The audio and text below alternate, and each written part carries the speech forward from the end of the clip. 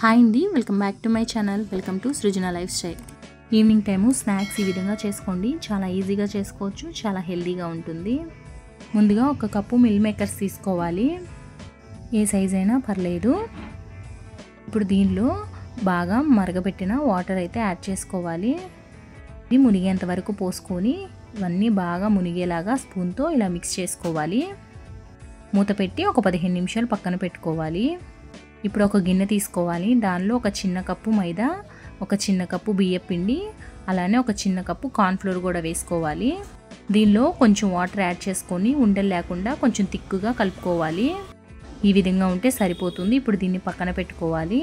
Mill మేకర్స్ని 15 నిమిషాల తర్వాత ఈ విధంగా వడకట్టుకున్నాను. వీటన్నిటిని ఈ విధంగా పిండుకొని ఒక మిక్సీ గిన్నెలో వేసుకోవాలి.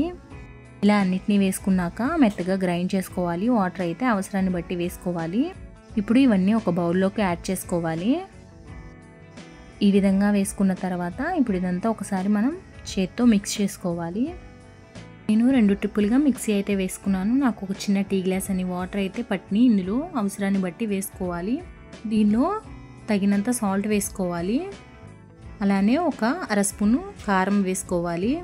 సన్నగా తరిగి పెట్టుకున్న ఒక పచ్చిమిర్చి వేసుకోవాలి. ఉడకపెట్టి పక్కన పెట్టుకున్న కార్న్స్ వేసుకోవాలి. ఒక సన్నగా తరిగి పెట్టుకున్న ఒక ఆనియన్, అల్లం వెల్లుల్లి పేస్ట్ కూడా వేసుకోవాలి. ఇప్పుడు ఇదంతా బాగా మిక్స్ చేసుకోవాలి. ఇది మనం మిక్స్ చేసుకున్నప్పుడు గట్టిగా ఉండాలి. కొంచెం లైట్గా లూజ్గా అనిపిస్తే దీనిలో కొంచెం మైదా పిండి వేసుకుంటే సరిపోతుంది. వీటికి ఆయిల్ రాసుకొని మనకి ఏ షేప్ కావాలంటే ఆ షేప్లో చేసుకోవచ్చు. నేనైతే ఈ విధంగా కట్లెట్లా చేసుకున్నాను.